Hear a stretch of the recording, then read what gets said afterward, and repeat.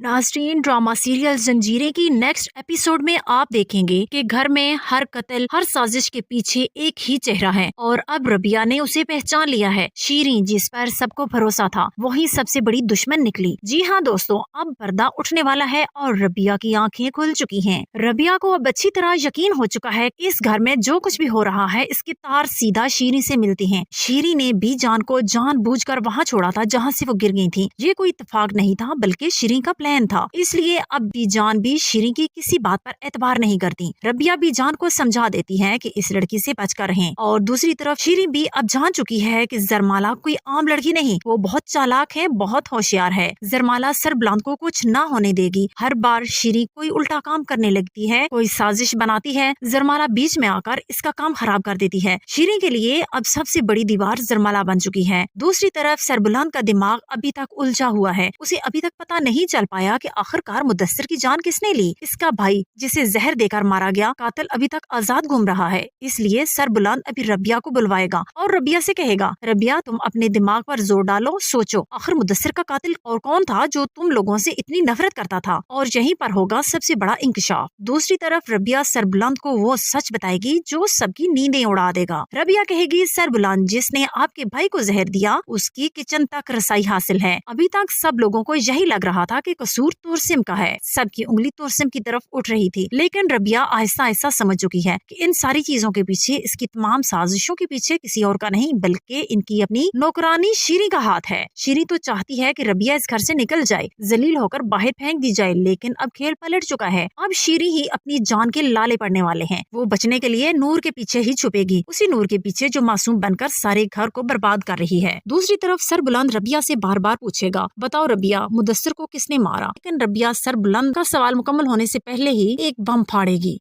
तुरसिम को पता चल जाएगा कि रबिया जिंदा है और वो सरबलंद की हवेली में छुपी बैठी है।